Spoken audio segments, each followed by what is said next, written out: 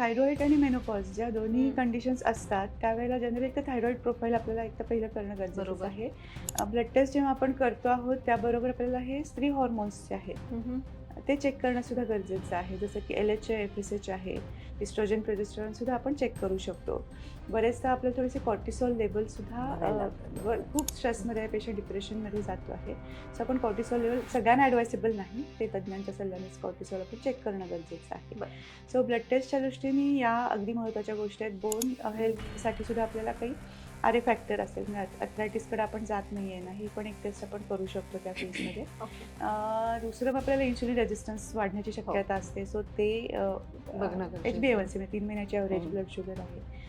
हार्टच्या हेल्थसाठी आपल्याला महत्त्वाची गोष्ट आहे lipid profile. So cholesterol levels check करणं हेही तितकंच महत्त्वाचं राहू ओके. शकतं. ओके. तसंच थोडंसं सोनोग्राफी ही पण एक ॲडवाईस आपण डेफिनेटली करतो ज्यावेळेला मेनोपॉझल फेजमध्ये आपण आहोत. ओके. सो जसं मी मगाशी म्हटलं की थोडेसे पिरियड्स डिले झालेत. सो आपल्याला सोनोग्राफी थ्रू एक तर ती प्रेग्नन्सी नाही आहे ना हेही कन्फर्म होणार आहे. जसं मगाशी मॅडमही म्हणाल्या की सिस्ट आहे, फायब्रॉईड आहे.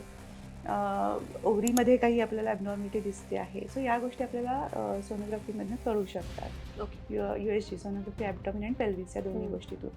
सो याचा टेस्टिंग करणं आपल्याला गरजेचं आहे. बरेचदा अजून एक सिम्प्टम दिसतं मेनोपॉजमध्ये युरिनरी जे हे असतं काय म्हणतात त्याला की फ्रिक्वेन्सी वाढते आहे. हे पण बरेचदा दिसतं किंवा युरिन कंट्रोल नाही करू शकत आहे. युरिन लिकेज होणं ओके. या गोष्टी मेनोपॉझल फेजमध्ये सिम्प्टमॅटिक गोष्टीमध्ये मी मगाशी सांगायचं राहिलं असेल सो याही गोष्टी होऊ शकतात. सो त्यासाठी सुद्धा तुम्हाला किडनी फंक्शन पण आहे आणि ब्लॅडरची स्ट्रेंथ युरिनरी ब्लॅडरची स्ट्रेंथमध्ये काही परिणाम झाला आहे का यासाठी सुद्धा तुम्हाला सोनोग्राफी युजफुल ठरू शकते. ओके.